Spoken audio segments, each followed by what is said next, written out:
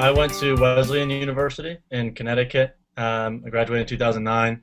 My major was English with a certificate, which is sort of Wesleyan's version of a minor in international relations. My first sort of brush with entrepreneurship was starting an environmental nonprofit while I was a junior at Wesleyan called Birthright Earth, that is modeled after Birthright Israel, but is environmental instead of religious, and sends kids for free to the Amazon rainforest on a 10-day trip. So that was something extracurricular, not even really involved with Wesleyan, that I did while I was there. I graduated in 2009, May 2009. Not a great time to enter the job market. Things were pretty bleak. And my major wasn't like a technical one, so I didn't have a field that I was going right into with an English major. I had a strong interest in early stage finance, sort of venture investing, as well as entrepreneurship. I spent a fair amount of time at our career center, getting to know the people at the CRC, which I think is something that people don't do enough of, to be honest. Take advantage of those places. I didn't have concrete ideas about exactly what I wanted to do. I was just kind of casting a wide net, and it wasn't turning up great results, I guess. In early October of that year, I sold my car in order to move to New York without a job, but I count that among one of the things I did that was kind of risky that paid off in the end. It's a really long process, and one that I wouldn't wish on anybody, though I know everyone experiences it, and at the end of the day, it worked out. So my first blog posts that I wrote were about job search after I had been hired, and just sort of my thoughts. But it's a grind, and it's not a grind like you're working, because the payoff is not like some awesome vacation. It's starting to work, which itself can sometimes feel frustrating, boring, brutal.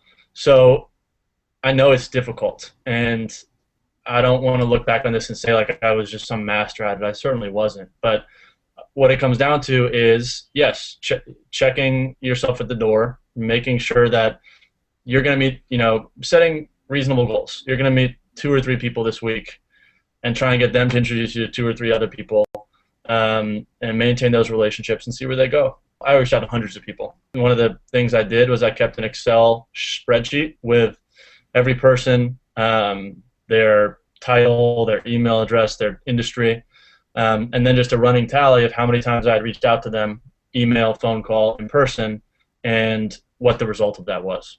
And I followed up with them, obsessively almost. I think that's, again, something that people don't do enough. They say, hey, yeah, I emailed that guy you introduced me to, he never got back, so I let it go.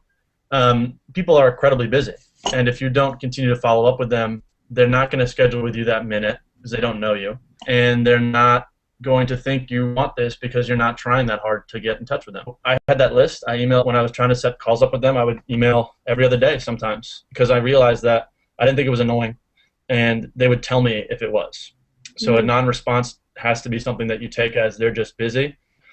Again, I think people can get down on themselves. They can sit on Craigslist, or they can, send in electronic applications. And I know, as you said, I know from my own experience hiring now, that it's incredibly hard to stand out on those. Like, it's your resume, you could have gone to the best school in the world and have done the most amazing internships, but it just looks like another resume in a queue that gets filled up very quickly. I started with people who were, 2 or 3 years older than me, who had now been working in New York for a couple of years, and that went to Wesleyan with me that I knew. And I just emailed and had coffee, and that's where I started. If you express an interest, are adamant about following up with them, and really proactive, they will be very generous with their time. As it takes a lot of time. Like, you can't just expect that the first person you reach out to who says, yeah, let's have coffee, is going to hire you the next day. It just doesn't work like that.